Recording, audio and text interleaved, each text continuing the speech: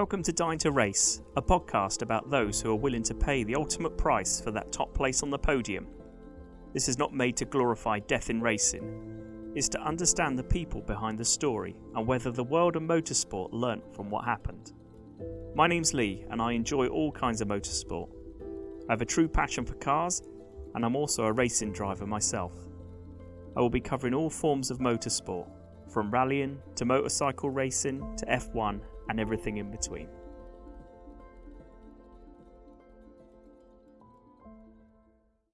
Hello and welcome to Dying to Race. I thought I'd do just a quick update. The last two pods were essentially recorded near enough at the same time, so I didn't really have much of a chance to kind of add anything to them. So this is about Jules Bianchi, the F1 driver who sadly died at, well, it wasn't at Suzuka racetrack, it was obviously later on. But this is part one of two. I thought I'd just break them up a wee bit just so you've not got such a huge chunk to listen to. Thanks to those who've given feedback and all the people that have downloaded. Last week it was number 35 in the automotive charts, which is immense because there's loads and loads of competition out there.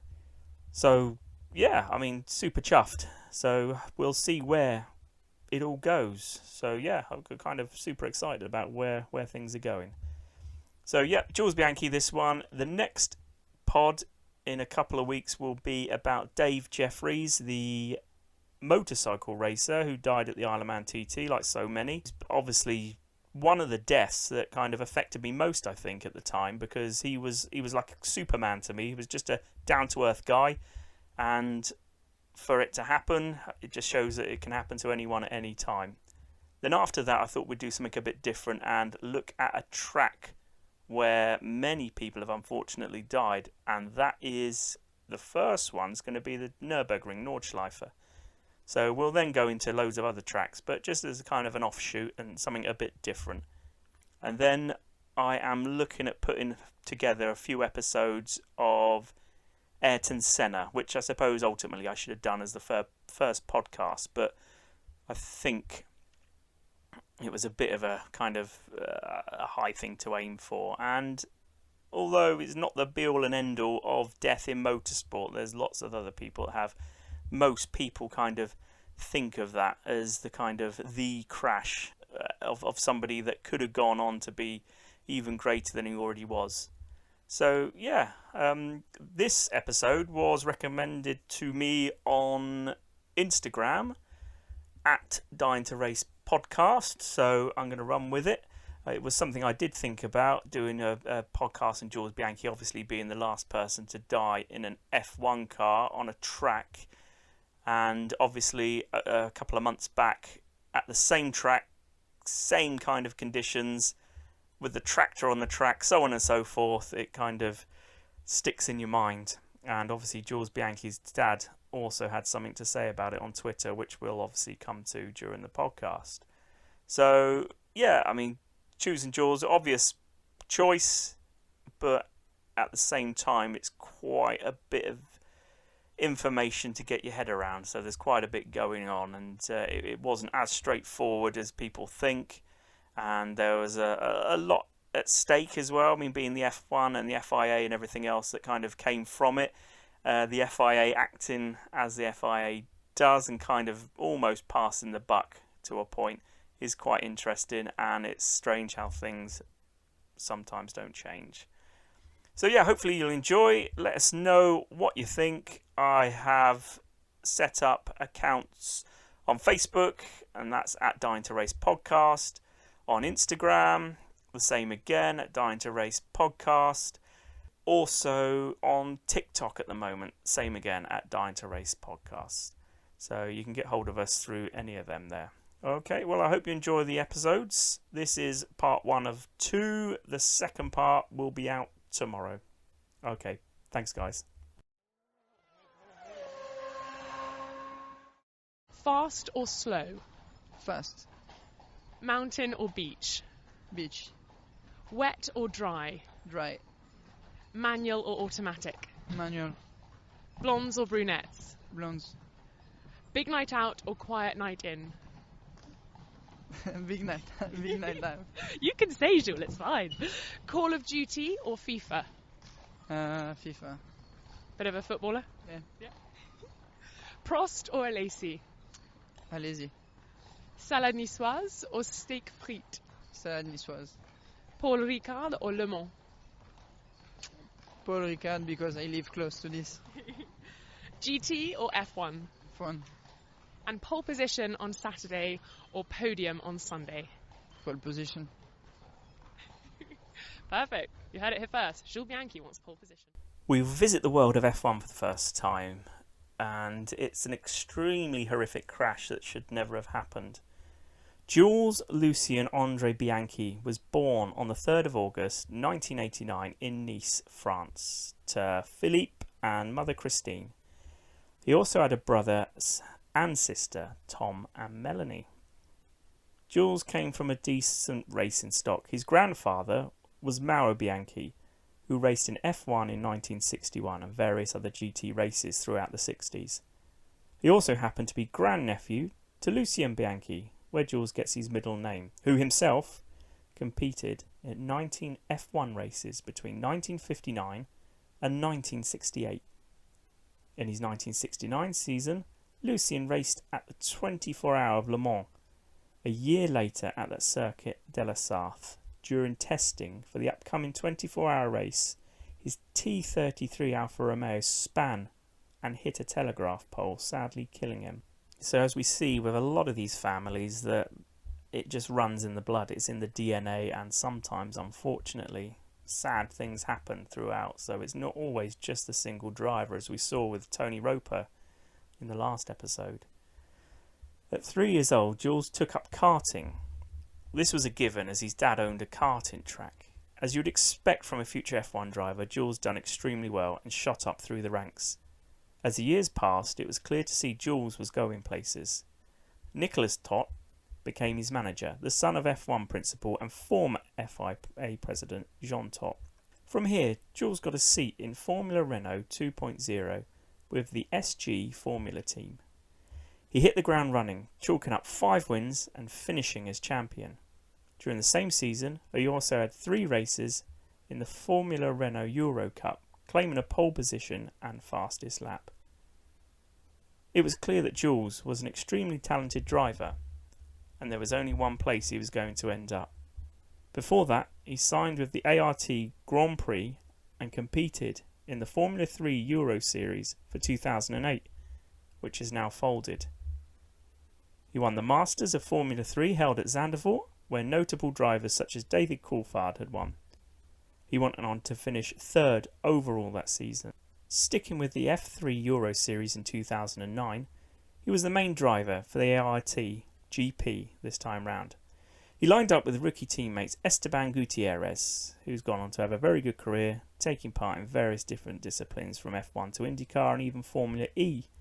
The other driver, Adrian Tambay, who last competed at Le Mans Endurance Series. His last teammate was a certain Valtteri Bottas, who apparently has done stuff in F1. Jules managed 8 wins that season, easily taking the title with a round to spare, but for good measure he won that too. It was this season that Jules was linked to a seat at Ferrari, more specifically Luca Badoer's seat, during Felipe Massa's absence. Jules did a test at the Young Drivers Test taking place at Jerez that year. Jules done so well that he was first recruit for Ferrari Driver Academy and signed a long-term deal with them. However, back in the real world, Jules stuck with the ART GP for the 2010 season, but in a different surroundings of a GP2 setup. He participated in the GP2 Asia season and the full GP2 season. In the Asia season, he raced 3 of the 4 races, managing a pole and 2 fastest laps. In the main GP2 series, Bianchi managed 2 pole positions and 3 podiums before crashing out at the Hungaroring, injuring himself. His car spun out and was hit by Ho Ping Tung head-on, breaking a vertebra. At the time of the crash, he was sitting 4th in the championship. Jules jumped back into the car for the next round at Spa, finishing a very respectable 3rd. It was this year that Ferrari confirmed that Jules would be replacing Badoa as test driver. Jules kept his seat at the ART GP team for 2011, partnering Esteban Gutierrez. He again started out in the Asia Series, taking it just 2 races where he held off Romain Grosjean to win the first race and getting 4th in the sprint race that weekend, but dropped to 7th after a penalty. He finished behind Grosjean in the Drivers' Championship. Jules would come up against Grosjean in the main series, sparking a mini rivalry between the two. It was a hard-fought season, with Jules finishing again behind Grosjean, but also Luca Filippi, meaning he managed another 3rd overall. On September that year, Jules tested at Fiorano as part of the Ferrari Academy alongside Sergio Perez, who was a Sauber driver at the time. Out of all the drivers there that day, Bianchi was fastest around the track, getting a very respectable 1 minute, 0.213 seconds. In 2012, Jules decided to take a slight sideways step and raced in the Renault 3.5 Championship. For comparison, in the same season, Joseph Kral took his Barwa Adax car around Spa in 2 minutes, 2 seconds, 0.239, with an average speed of 204.288 kilometers an hour or 126.9 miles an hour, and that is racing in a GP2 car. Jules managed the fastest lap time that year in the Renault at the same track.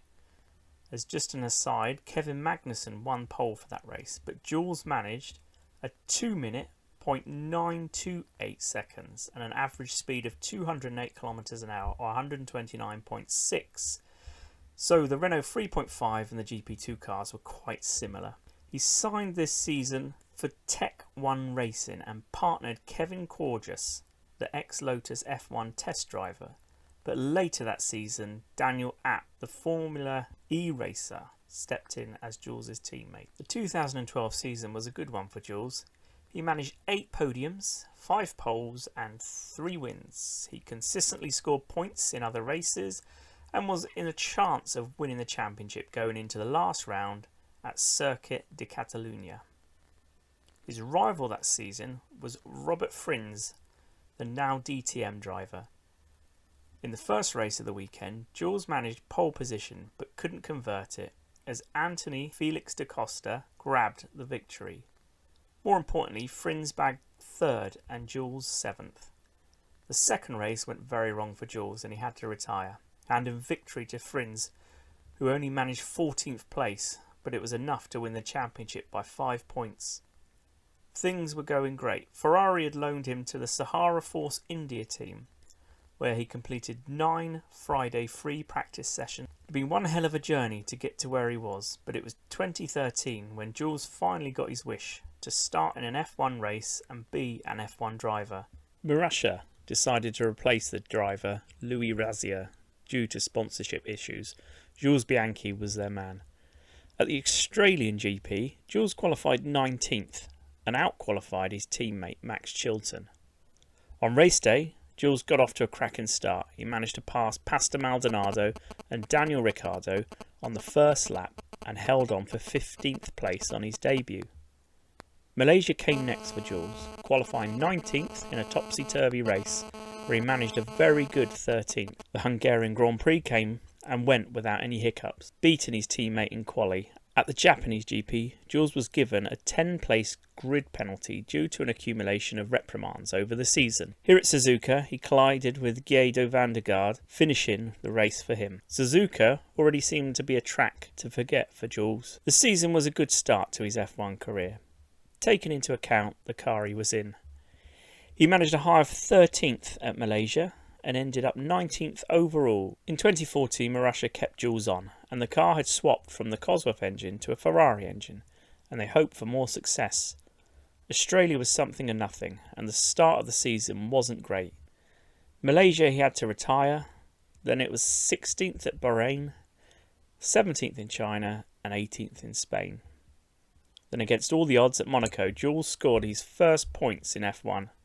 It also happened to be Marussia's first points too, by finishing 9th place.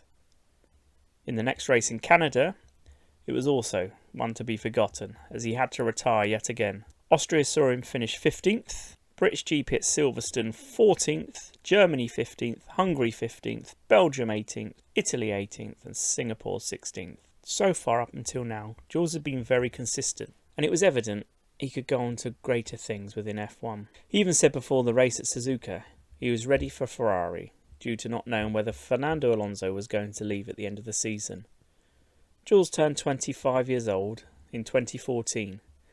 It was a huge year for him, his second season in F1 and the possibility of taking a seat at Ferrari for the 2015 season.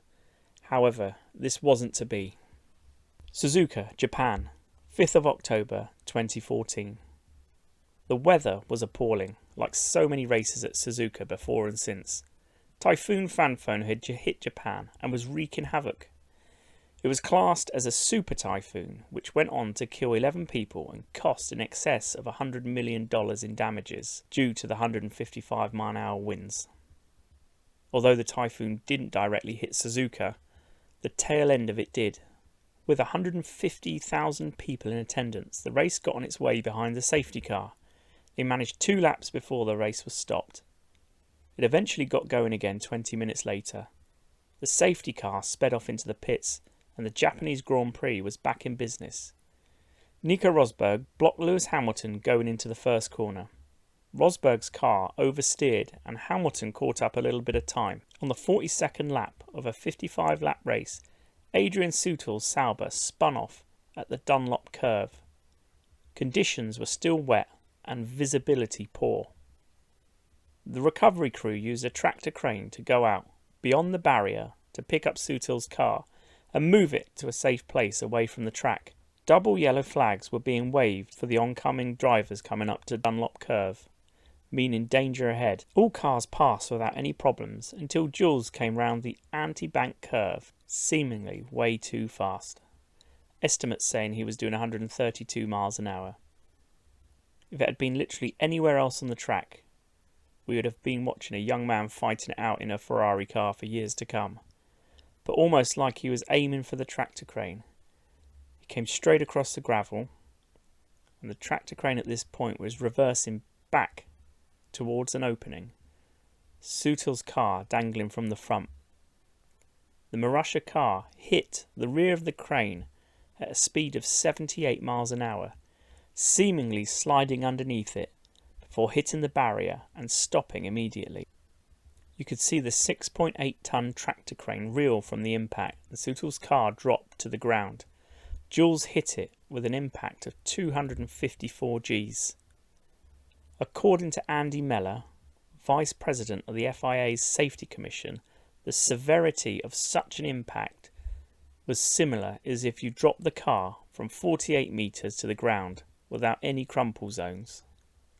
Meller added, the problem was the Marussia partly dipped below the stem of the crane and therefore was pressed from above against the bottom of the crane. That worked like a brake with an abrupt deceleration. In this process we had the contact between the helmet and the crane. As Jules' Marussia car sat there, extensive damage could be seen down the left side, the roll bar completely destroyed where it slid under the tractor crane. The race was red flagged and Lewis Hamilton declared the winner on a dark day for F1. Sebastian, obviously at the moment everyone's thoughts with Jules as we wait for news, but just talk me through conditions out there this afternoon. What were they like? Very tricky. I think it's not really essential to talk about racing now, but it was tricky. When the rain picked up on used tyres, it was always going to be very, very difficult. And I think from what we know, it was a very unlucky timing and an unlucky position to lose the car, which led into the accident. So our thoughts are with him. I think all the drivers can feel what happened because we know how tricky it was today. So we hope for very, very good news about Jules very soon. You've got plenty of experience around here. It's a difficult part of the circuit ordinarily, isn't it, let alone in these conditions? Yeah, it is one of the most tricky places. You're still cornering and you're about to pick up speed in these conditions. As I said, with more water, the car is very nervous and very, very easy to do a mistake. Do you think the race should have been run at this time when they knew what the forecast was going to be like? Do you think it was just a wet race, or could they have run it earlier? Well, trying to move the race start time, people failed in 1976 and they still fail today. So it's obviously the pressure from TV and media, which doesn't allow that. But I think given the circumstances, race direction did what they could, and to have an accident like that is impossible to predict. For sure it happened now, and there must be something we learn from that, and so that we avoid something like this happening again. But for now, this is all not important. We're all thinking about Jules. The aftermath of the crash that left Formula One driver Jules Bianchi in intensive care with a severe head injury. Drivers at the Japan Grand Prix had faced difficult weather conditions throughout the race, which ended early because of the incident. One lap before Bianchi's crash, Adrian Sutil suffered a spin. It was while recovery vehicles were lifting Sutil's Sauber that officials say Bianchi lost control of his car, travelled across the runoff area and hit the back of a tractor. The 25-year-old Frenchman was unconscious as he was taken to hospital.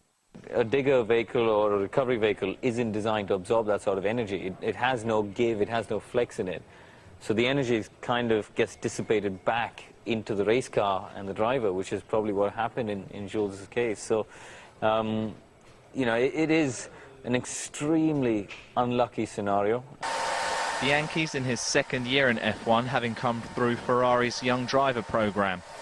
Now competing for the Anglo-Russian team Marussia, he scored their first points at the Monaco Grand Prix earlier this season. There have been no fatalities in F1 since Ayrton Senna's death at Imola in 1994, a race weekend that also saw Roland Ratzenberger die during qualifying. Since then, much has been done to improve car and circuit safety, but this incident is already provoking many difficult questions. Some drivers believe the extreme weather in Suzuka should have seen racing end before Bianchi's crash happened. To be raining so much, it was very difficult, tricky conditions, and we hope that Bianchi is okay. For now, the world of F1 is left hoping for the best, but fearing the worst.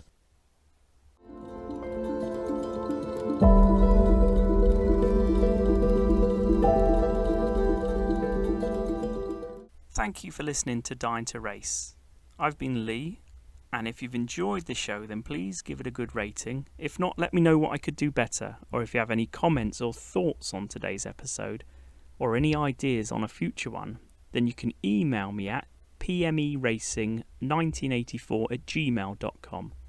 That's pmeracing1984@gmail.com. Also, you can pick up my own personal racing channel on any social media at halfkarted, at HALFKARTED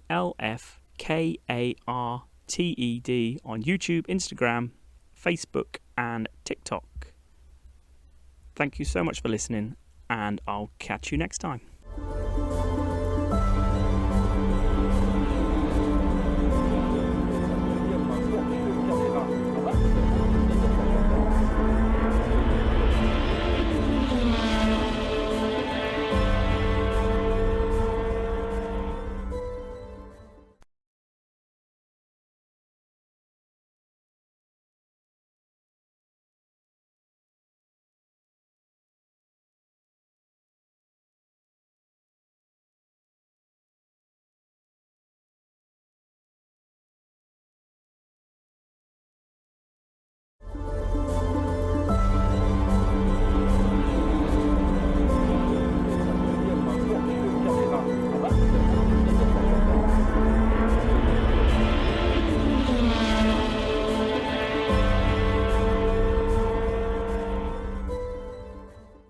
Welcome to Dying to Race, a podcast about those who are willing to pay the ultimate price for that top place on the podium.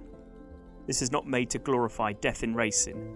It's to understand the people behind the story and whether the world of motorsport learnt from what happened.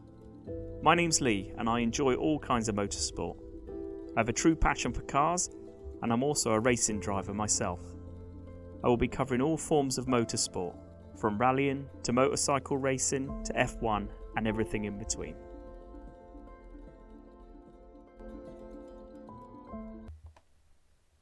Hello all, it's just to say this is the second part of a two-part podcast about Jules Bianchi. So if you've not listened to the first podcast, I suggest you go back and give it a listen. Otherwise, all you're going to get on this one is essentially what happened after the crash and nothing leading up to it.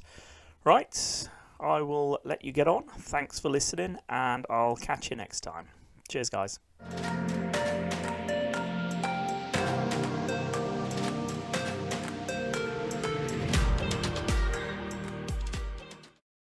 Jules was not responding to marshals or his own team radio. Everyone feared the worst, and it wasn't surprising after seeing what had happened. He was treated at the trackside. Because of the typhoon, a helicopter wasn't an option to take him to hospital, but road was the only option. This in itself took 32 minutes, even with a police escort. Jules' father, Philippe, spoke to Channel 3 France and said he was in a critical condition with a severe head injury and was undergoing an operation. Graham Loden, Marussia's CEO, and John Booth, team principal, stayed at Jules' bedside all the time he was in hospital. Ferrari principal Marco Mattiacci and Felipe Massa also spent time with him. 3 days later, Jules' family turned up along with his best friend Lorenzo Leclerc. Ferrari sent out their own neurosurgeon, Alessandro Fratti, to help provide medical help. Together, they all agreed Jules suffered a diffuse axonal injury. A diffuse axonal injury is simply a brain injury where scattered lesions and tears cover a large area of the brain. A DAI is one of the most common devastating types of traumatic brain injury, and the sufferer rarely survives. And if they do, the likelihood is they'll be in a persistent vegetative state. Jules remained in hospital as the inaugural Russian GP got underway a week after his crash. Marussia didn't replace Jules and ran only one car with Max Chilton driving. Tributes were paid. Marussia had their own JB17 livery plastered all over the car. Every driver wore a sticker on their helmet saying, "We're all with Jules, 17. Lewis Hamilton dedicated his win to Jules as well. 8 days after the crash, Philippe updated everyone by saying Jules was in a desperate condition, with doctors saying that surviving this long was a miracle in itself. In November, Jules was taken out of medical coma and was breathing by himself without the use of a ventilator. He could now be flown back to France and admitted into the Centre Hospitalier Universitaire de Nice. Here he remained unconscious and critical, but his family could be near him. Months passed by, and Philippe said he was less optimistic and no significant progress had been made. Jules finally died on the 17th of July 2015, aged 25, 9 months after the crash at Suzuka. He was the first F1 driver to die from injuries since Ayrton Senna 21 years previously. Official Bianchi's statement read, "It is with deep sadness that the parents of Jules Bianchi, Philippe and Christine, his brother Tom and sister Melanie, wish to make it known that Jules has passed away last night at the Centre Hospitalier Universitaire in Nice. Jules fought to the end, as he's always done, but yesterday his battle ended. We feel an immense and indescribable pain." A funeral service was held at Nice Cathedral on the 21st of July, and Jules was latterly cremated and his ashes laid to rest at Monte Carlo Cemetery. Just about all the F1 drivers turned up to his funeral, and tributes poured in. The Manor Marussia team also published a statement on their Facebook page describing Bianchi as, among other things, a magnificent human being and a shining talent. The Grand Prix Drivers Association announced that he felt a responsibility to never relent in improving safety. FIA President Jean Todt also announced that race number 17 would be retired from the list of all the available for Formula One drivers as a mark of respect. In paying his respects, Dean Montezemolo also stated that thanks to GP2 experience and fine performance with Marussia, and in a test session, Bianchi was the racing driver that Scuderia Ferrari had chosen for the future, even being described as a would-be replacement for Kimi Raikkonen. Max Chilton dedicated his maiden Indy Lights pole position and race win, which he scored on the same weekend as Bianchi's death, to his former Marussia teammate. A minute's silence was observed on the grid before the start of the Hungarian Grand Prix in Bianchi's honour and in the presence of his family surrounded by current drivers. Commemorative stickers on helmets and cars were other tributes at the race. Race winner Sebastian Vettel of Ferrari dedicated his maiden Hungarian win to Bianchi and his family, acknowledgement that the Frenchman would have been part of the team in the future. Daniil Kvyat also dedicated his maiden podium finish, as did third-place finisher Daniel Ricciardo. The Rue de Sapin, the street address of the Allianz Riviera football stadium, was renamed in Bianchi's honour in 2016. Charles Leclerc, Bianchi's godson, wore a tribute helmet to Bianchi and his own father, who had passed away, at the 2019 Monaco Grand Prix, with the design of Bianchi's helmet on one side and his father's on the other. We can hear Charles chatting to David Coulthard about the helmet, and Charles speaks about Jules as well. New to F1 in 2018, that's Charles Leclerc, and what an exciting new talent he is. Charles, thank you very much for meeting with us here in Monte Carlo, your home. This really makes it the truest of all home Grand Prix. If I may, I'll start first of all with a special tribute that you're paying this weekend, not only to your late father, but in the memory of Joe Bianchi. Now, you very kindly brought your helmet out. Yeah, GB17 with obviously written Jules behind, with my father also, and the design is the helmet design my father used to use when he was racing back in the late 80s. It was a dream since child with him to see me here, so obviously it has been quite an emotional weekend, but yeah, very, very happy moments. And then with Jules, you grew up racing, and in the end, tragically, you didn't both get the chance to race on the same track in Formula One together.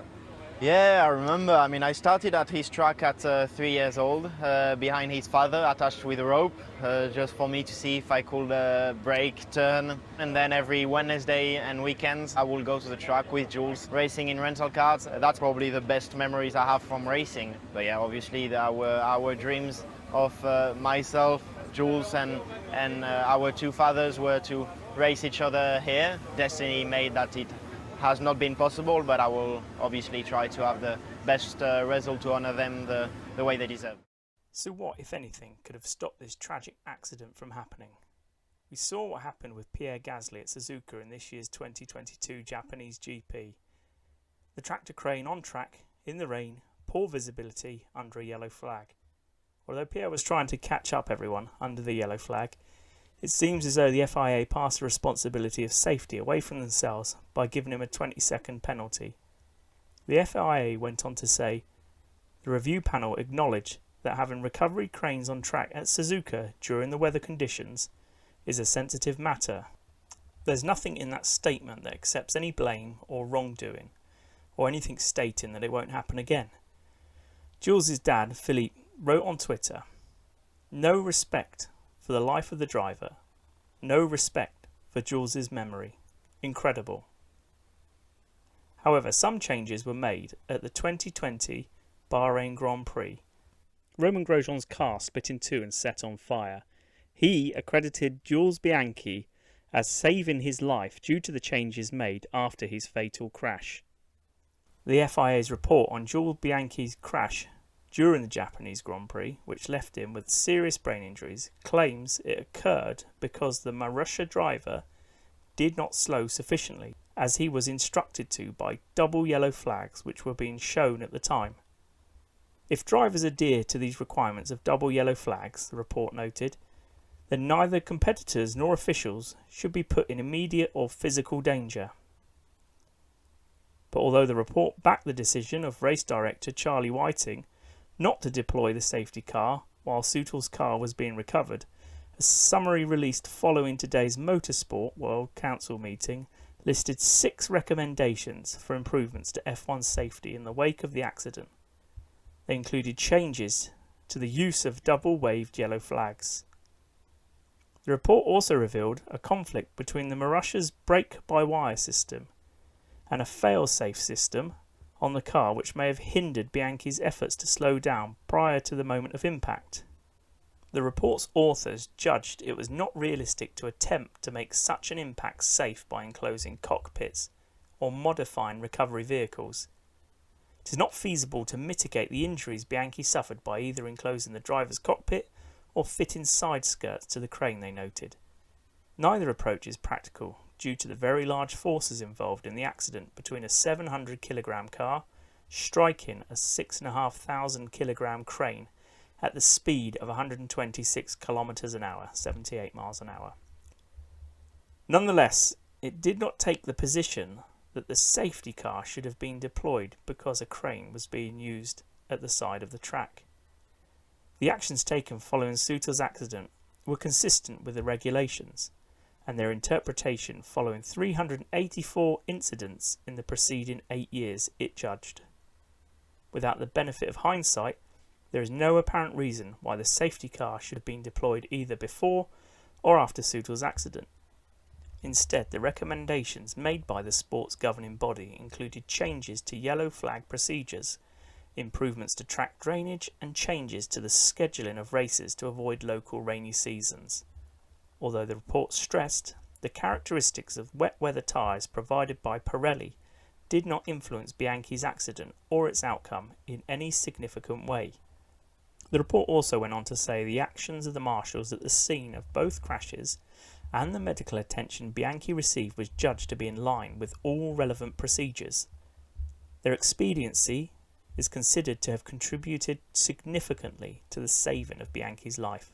During the 2 seconds Bianchi's car was leaving the track and traversing the runoff area, there was still time to avoid the recovery vehicle, and Bianchi attempted to do so. He applied the brake, but this locked the front wheels, making it impossible to steer. Also, for some reason, he applied the throttle. It is not clear if the throttle was already applied from the report's findings, but it probably was, and Bianchi simply did not lift. In this scenario, the engine should have cut, as all 2014 F1 cars have a backup safety system called fail-safe. It's a software algorithm in the car's onboard computer that is designed to override the throttle and cut the engine in exactly this scenario, but on the bespoke Marussia brake-by-wire rear brake design and torque coordinator which controls the operation prevented it from doing so. It transpired that the Marussia MR03 BBW system was incompatible with the fail-safe settings used by all the cars. This was a huge thing that could have possibly saved Jules. If the fail-safe had worked, whether or not Jules was pressing the accelerator, the car would have cut power, slowing him down a little bit. Another thing we take for granted in today's F1, a trial of the virtual safety car had happened months before Jules' death. It's something that is now commonplace today by slowing all the cars down by 30 to 40% of their normal track pace. With some very big squiffy maths, Jules hit the crane at 76 miles an hour. If he was doing 40% less, it would have been around 30 miles an hour, taking into account a massive number of factors like entry speed and how the gravel would have reacted to a slower car, etc. There's no doubt it would have helped massively, and it was made a standard feature in the 2015 season. Going into 2016 season, one big change was that the cockpit surrounding the helmet of the drivers was raised by 20mm to give more protection. It was called the anti-intrusion panel. It would stop any future accidents from pushing down on the driver's head to a degree where it could be fatal. There have been many talks about whether Halo would have saved Jules' life. The reality is that it probably wouldn't have. The forces involved in the crash were way above and beyond what the Halo can handle. When putting together an F1 car, nobody at any point believed an accident like this would ever happen.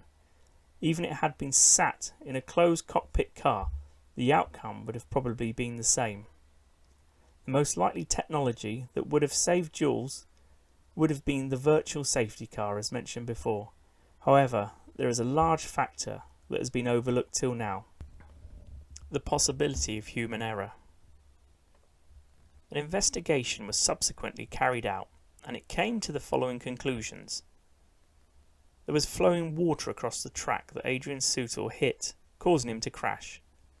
There's running water on a track where cars are going close to 200 miles an hour, should the race have ever gone ahead at all. The problem, as with many things, comes down to money. So much time and effort and money goes into an F1 race that the thought of calling it off is not ever really considered. Sponsors have sank so much money into teams, various TV companies have gone and done the same and expect to see a race to happen so they themselves can get decent viewing figures, more subscriptions and so on and so forth. People look back at Niki Lauda getting the drivers together before the race that he narrowly missed out a place on this podcast, and him saying it was too bad to race makes him some kind of a lesser man, that he's not brave enough, that he's a race driver and that's what they do. Ultimately, the lives of the drivers should take precedence over money. Someone did not call this race off when perhaps they should have done. Double yellow flags were waved, which meant the drivers were to slow down. As a racing driver myself, I know that you don't always take heed of this. Jules, for whatever reason, decided that he wasn't going to slow down. Watching onboard footage of Pierre Gasly recently at Suzuka, I don't think I would have seen the lights of the tractor that was on the track until it was too late, let alone a waved yellow flag in near monsoon conditions. Nowadays, most tracks have started using coloured lights that could be much more clearly seen by the driver, so perhaps he may not have seen the flags, but undoubtedly he'd have been told by the team radio, or at least told that Adrian had gone off on the lap before. So could Jules be blamed for his own death? Perhaps. But he's a racing driver. He's there to perform, and the pressure is through the roof to do so. If he could gain some time over his competitors on a yellow flag, he would. I spoke to a British touring car driver a couple of years ago and asked why they didn't slow down on yellow flags. His answer was that they do, or it feels like they do. But in his mind, he's focused on winning. And at that time, he's quite honest to say what he said next. If there are marshals on track, I will still keep my speed. He did then say that obviously he's a racing driver at a decent level, so he trusted his reactions were quick enough. But it gives you an idea of how their brains work. Like in any sport, if you can gain an advantage, you do it. In F1, that advantage sometimes only needs to be a tenth of a second to make all the difference. I'd love to say that today Jules would have survived the crash, but it seems as though I cannot be 100% certain of this after seeing what happened this year with Pierre Gasly. The virtual safety car would probably have stopped the incident from happening at all. I agree with the FIA that they said there is simply insufficient impact structure on an F1 car to absorb such energy of an impact, either destroying the driver's survival cell or generating non-survivable decelerations. I don't think making an F1 car safer would have saved him. If his fail-safe system actually worked, and that was just a quick clip from Felipe Massa, Romain Grosjean and Nico Hülkenberg about Jules Bianchi after he'd passed away. It's a huge call, and if you'd done that every time a car went off, nothing would ever be finished. So I can only say that with hindsight, but I could say that the race perhaps should never have gone ahead in the first place. Jules obviously left a lasting legacy. He's the last F1 driver to lose a life because of racing. It's been 8 years and the safety record has been very good up until now, and long may it continue. But things can always be improved. Ultimately, money needs to come second to the driver's safety, and I'm still not sure that's where they're at today. We're celebrating the life of Jules Bianchi. How will you remember him? Well, I remember him as a great boy, a very nice person, very humble, very nice guy, very fun, you know, and a guy that has a dream, and he was very hungry for the result. and he has amazing talent. I will remember him as the best go-kart driver I saw in my life. Unfortunately, he didn't have the opportunity to show in the Formula 1, not having a competitive car. But, I was very close to him. He was an extraordinary driver, but he was a great man, a great young man, 25 years old, loved by his family, by his friends, by a lot of people. And he had a good smile. I liked speaking with him just for that. I remember him very lively. He was a great guy, not just inside the car. He was very competitive, very hungry. He was always up for some racing, some kind of racing. But even off the track, I've had him as my teammate twice, and he was fun. He was humble. He was down to earth. He was just, a fun and great guy. And yeah, it's a shame that we lost him. After such an emotionally charged and tragic event, how difficult is it to come here to Hungary and focus on being a racing driver again? Well, for sure, it's not easy, I think, for any driver, because what's been happening the last few days has been very difficult, and it was difficult to kind of let go on Tuesday. But life goes on, and we are here to race as a team, and me personally. So I'm sure when we put the helmets on again. Jules obviously left a lasting legacy. He's the last F1 driver to lose a life because of racing. It's been 8 years, and the safety record has been very good up until now, and long may it continue. But things can always be improved. Ultimately, money needs to come second to the driver's safety, and I'm still not sure that's where they're at today. In December 2015, Bianchi's father announced plans to create a foundation in his son's honour to uncover and nurture young drivers throughout their career. The initiative involves exhibiting Jules Bianchi's memorabilia, from go-karts and single-seaters to personal pictures and videos, merchandising with the JB17 branding, sponsoring opportunities and events. Among the supporters is Prince Albert of Monaco, where the foundation is based. He was much loved by all the drivers at the time and lives on in some respects through Charles Leclerc. Jules Lucien André Bianchi, 3rd of August 1989 to 17th of July 2015.